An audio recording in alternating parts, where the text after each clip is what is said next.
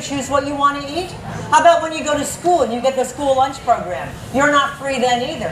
What about this federal checkoff program? You've seen those ads like milk does the body good, or pork, the other white meat? Beef, that's what's for dinner? Those are all federally regulated programs that the industry funds to get people to eat more dairy and meat. So are you really free? So all the people that are saying, I want to be free to eat whatever I want to eat, they're not really free. The first step towards liberation is when you understand the impact of your food choices on the system. And that is when you become a vegan.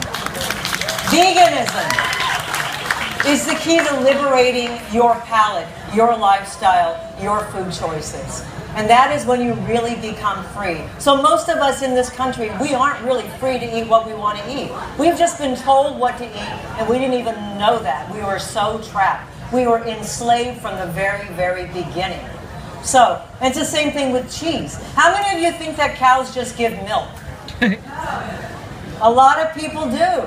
You know, cows are no different than humans. They only give milk after they give birth. And how do they give birth? They have to be impregnated, which means that they're raped. They put into something called a rape rack. And a man thrusts his arm up there to artificially inseminate them. And they undergo this cycle every single year. And when the baby is born, the baby is abducted, taken away. And this cow lives her life in slavery, and the baby cows are taken away and raised in isolation. So that is the dairy industry. And then after about 3 or 4 years, when milk production goes down, the cow is killed. So if you think you're doing a good thing by supporting organic dairy, think again, because it's the same thing in organic dairy. There is no difference at all. You know what that is? How do you spell it? It's not spelled Quesomorphina. Although, yeah, I know queso is kind of addicting. It's Casomorphin, and it is actually an opiate, a natural opiate that occurs in all. You can use Nancy's or So Delicious or whatever. But you just want to get a non-dairy yogurt. Make sure it's not blueberry or banana or something sweet. You know, it's kind of gross if you do that. And we're going to use cashews, and these cashews have been soaked in water. So we're going to take a cup of cashews and throw them into the Vitamixer right here. If I can get this lid off. And then we're going to add a cup of soy yogurt, unsweetened. That's about a cup. And we're going to add about a half a cup of water.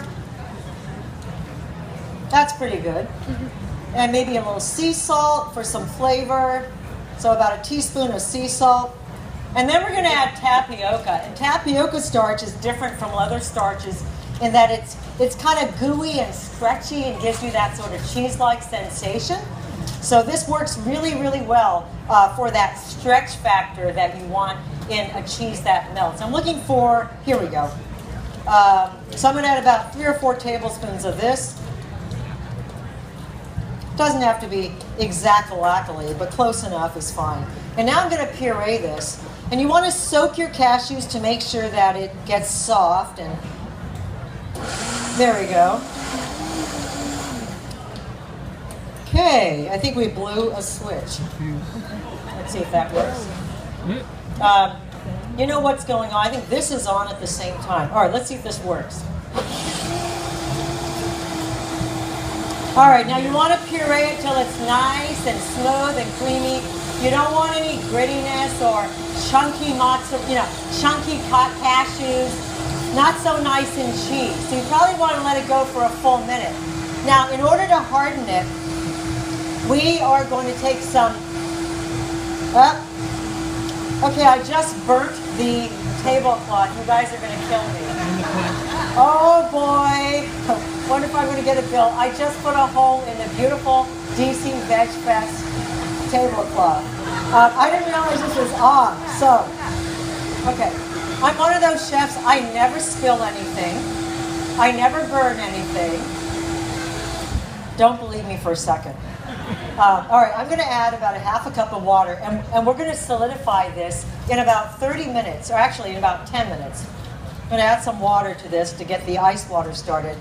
We're going to solidify this with agar-agar, which is a vegetable gelatin. And that pot was not supposed to be hot, unfortunately, because agar-agar, you want to dissolve it in cold water, not hot. So I got an idea. I'm going to dissolve it in here. Okay, so I'm going to add a half a cup. And agar-agar is a seaweed-derived gelatin, and it'll firm this up in about 10 minutes, I think, if we do it right. So I'm going to add a tablespoon of agar-agar. I'm going to add a little bit more just because, in the interest of time, to make this go faster. And I'm going to whisk it like this so it dissolves. And then I have to cook it. I have to actually boil it until it dissolves. Okay, now I put it on. Okay, I put it on a towel, thinking that that would do the trick. But this towel has now. Have you ever seen anything like this? This is ridiculous. All right, I'm going to dump this because the ground's wet anyway. And I'm going to see if I can pry this off. Why? Does this towel have something in it that melts? It must. Okay, is there another pot I can borrow in the back? Because this isn't going to work otherwise. All right. All right. Anyway, so we're going to get started on this while this is waiting. I've got these beautiful tomatoes that I chopped up. Now, panzanella salad is a stale bread salad. How many of you buy a baguette and you don't eat it all, and the next solidify our cheese? So now I'm going to transfer it over here to my cheese in the blender. I'm going to borrow this, turn this off, so that we don't blow another circuit, which is what happened before. I'm going to throw that in there. And I'm going to run it for another second.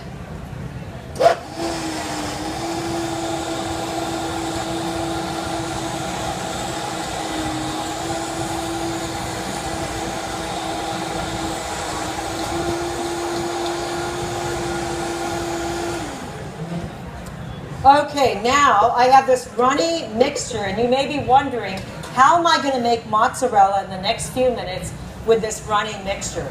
You see this bowl of ice here? What I'm going to do is take this ice cream scoop, and I'm going to put it in here. And the agar will start to congeal within minutes in the ice water. Agar melts at high temperatures, and it solidifies at low temperatures. So by plunging it into an ice bath, like this, I can solidify it. Now you may also be,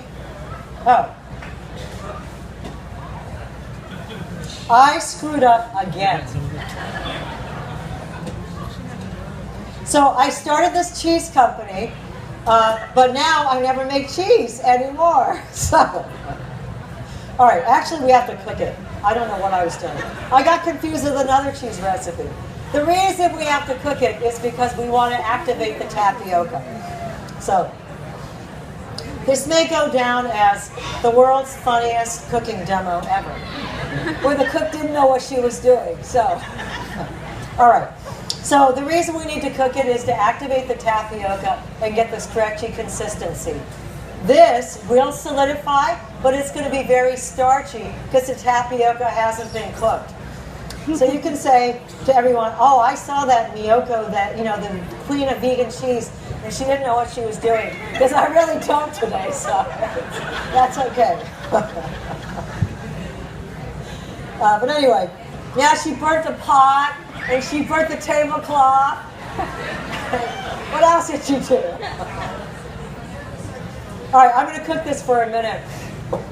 But yeah, if you haven't been to all these other cheese companies, you got to go. I mean, we really, really need to take over the entire dairy industry. But I got to tell you, we are going to. Yes, there are predictions. We are the fastest growing sector of the plant-based foods industry. So if you look at market data, market studies, Vegan cheeses grew at a phenomenal 20% last year. Industry standard, grocery is flat. And even vegan meats were slower than vegan cheeses. So this is a hot new category, and people are discovering it. So it's really only a matter of time, and we absolutely must take over the world. The only way really that I see in order to make veganism mainstream is for the economy to change. And that means that we must buy vegan products. You know, it's really important for everyone to support vegan products.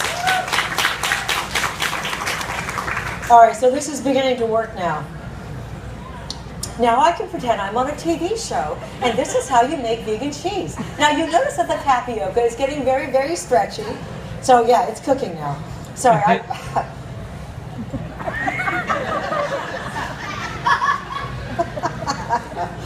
It's fun doing this.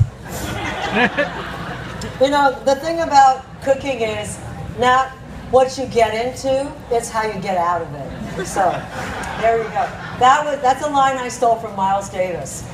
So, he was cooking up quite a few things. Just not food, but.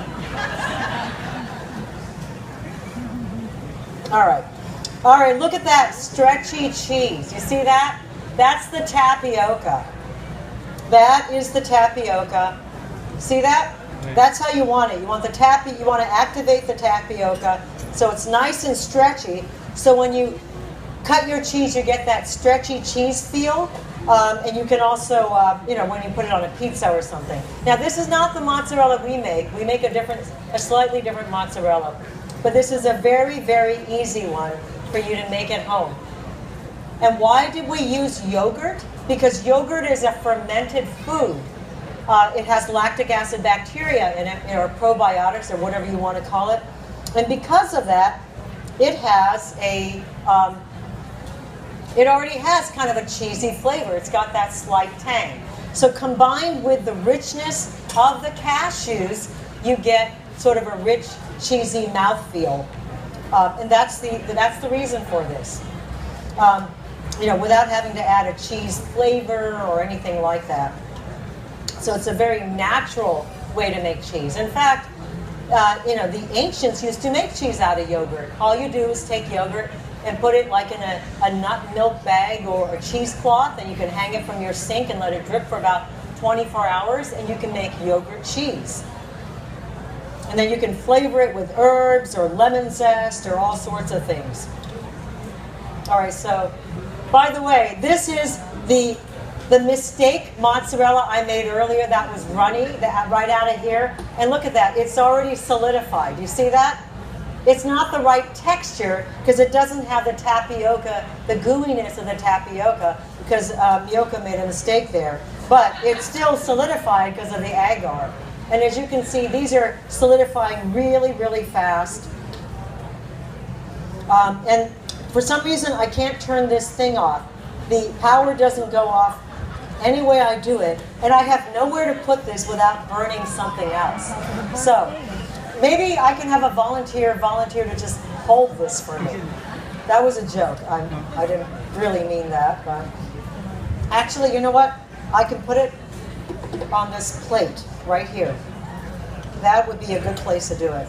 Okay, so I'm going to just scrape every last bit of my mozzarella here. How many people here are vegan? Woo! All right, how many people are veg curious? Just try it. Don't be afraid. I will not report you to the vegan police. It's okay.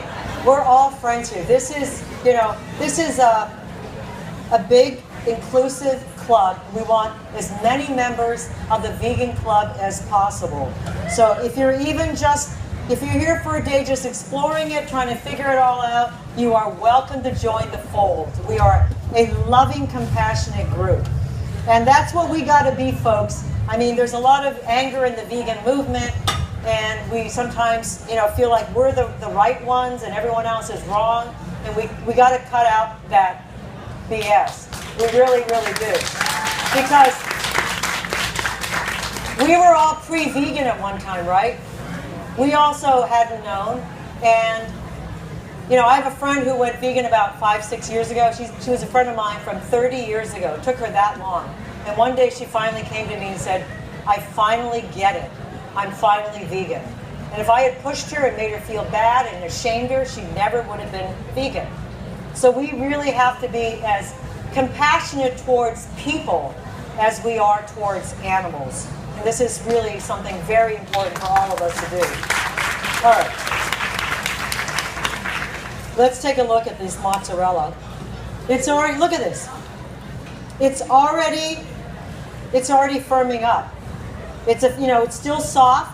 If you were to serve this right now, it'd be like a burrata, where it's gooey in the middle. It needs about 5 more minutes. So we'll go ahead and add my mozzarella from Miyoko's Kitchen. This is the smoked mozzarella, which we smoke in a wood smoker. It's absolutely fabulous. Melts beautifully on pizza. And by the way, next year, so this year I'm going to Sicily with Vegan Travel Club, which Greener Travel over there runs. But next year we're going to Spain. So if anyone wants to go to Barcelona and Mallorca, and we'll be doing a vegan cooking class at a cooking school in Mallorca. Go talk to Donna at Greener Travel. I think I need some water here. Sorry.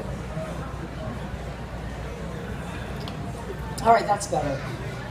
All right, let's take a look at this mozzarella and just see if it's ready.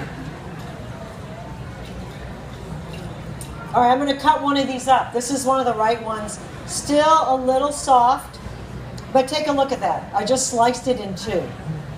Isn't that nice? You want to just check it out? Catch. There.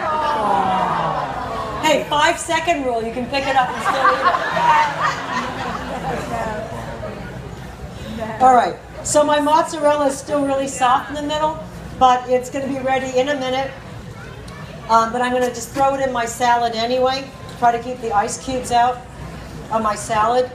And this is just a wonderful, beautiful, it's a red, white, and green salad that you can serve on a warm summer day with a glass of Chardonnay, or a wonderful way to use up your leftover stale bread.